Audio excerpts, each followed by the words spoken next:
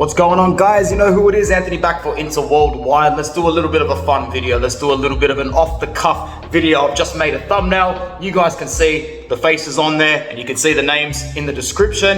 Who replaces our departing interim captain, Milan Skriniar?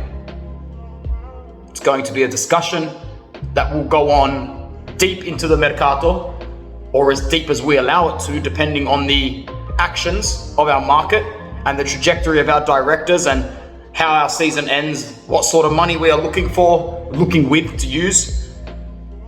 Have we qualified for the Champions League? All these questions are going to contribute. So let's just start to the top. And we are going to start with two faces that are not on the thumbnail, two faces that don't even belong to other clubs. Well, one of them sort of still has a parent club, but I'm willing to believe that if we're not changing the manager at the end of the season, Francesco Acerbi will become a permanent part of this roster. Now, we're coming fresh off a bad performance for him from Lazio, but for the most part, Francesco has done his bit. Acerbi has done his bit. He's probably been our best centre-back all season. No word of a lie. Let me know in the comments below what sort of numbers it would take to see him come to Inter. Now, I'm pretty sure his contract expires not the end of this season, next season. So he's only on loan and he commands around a €4 million wage. I'm not 100% sure, actually, even as I say it back, his contract might be up at the end of this season. And it will be a question of whether or not we can meet those wage demands of $4.5 million a season. For me personally, my verdict on Acerbi is this. If you can get him for free, you take him and you keep him on the books. You offer him the $4 million plus bonuses for 1 year or 2 years, and we deal with that issue another time. The second guy that we need to talk about is Mateo Damian, because whether he's at right centre back, left wing back, right back in a back four, left back in a back four, hell man, put the guy at right wing forward and he probably grabs a goal or an assist. Matty Dams, the last of a dying breed of players that perform so well into their years because their experience and their maturity are their form. They live their form through their work ethic. It's a beautiful thing to see. I feel more comfortable with Mateo Damian at right centre back than I would with a fit Milan Skriniar at the moment, just for that reason of Darmian loving the badge, loving this shirt, giving 110%, mind focused, always. Forza Mateo Damian. The reason we started with these two brothers is because these two guys can really help solidify the centre back depth next season. We need to think about who's going to start in the back line next season, and the only guarantee in there is Bastoni. That's the only guarantee. And God forbid we don't make the Champions League and he doesn't want to stay. We're looking at a complete reshuffle. It looks like De Vrij will extend as well. So we have that as an option. In my opinion, De Vrij, Acerbi and Darmian should be the backup three. Darmian can play anywhere. He'll always be available. We've got that luxury. Get Acerbi in. If you need to keep De Vrij, at least we've got some makeshift centre-backs ready to go at all times in a back three or in a back four. God forbid we change it up tactically. First name on this list, the first fresh name, which is Chris Smalling, 33 years young, over 100 games already at Roma for 9 goals. It's easy to forget he's been there since, I think, the 2019-20 season, where he was on loan from Manchester United and then ended up making his signing permanent. He's always got the backing of managers. He's another part of a dying breed of athlete that is just willing to perform for the coach no matter what. One of the few players that Jose Mourinho truly valued at Manchester United for his work ethic. You can tell which players that didn't work out at Manchester United under an inconsistent regime possess those qualities of having a massive work ethic and are just workhorses, like your Ashley Youngs, like your Nemanja Matić's, like your Chris Smallings. 206 games at Manchester United. The rumours are that he's just agreed a new 2-year deal.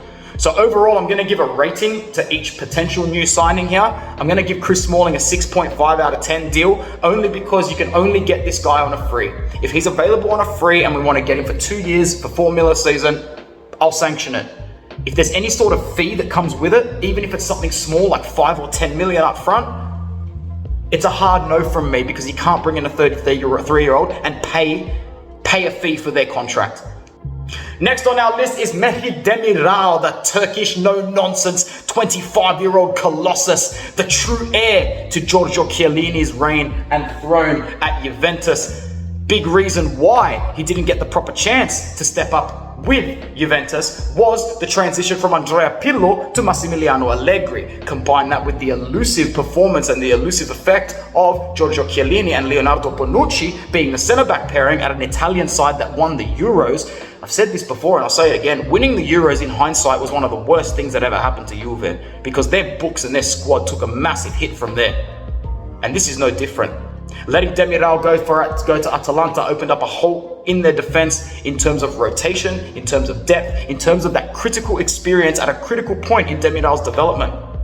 Now there's the fact that he had a bust up with Gasperini and he's not enjoying his time at Atalanta. There are clear disciplinary issues there. However, he's not that expensive. He's 25. He's available on a cut price at about 15 to 20 million, I reckon. I think that he would have been signed, he would have been go-to number one if we couped a fee for Skriniar. We now need to reset because we didn't get any money for Skriniar. We're not going to get money for Skriniar. For me, Demiral's a 7 out of 10. I'd like for him to come to Inter. Financially, I don't see it happening.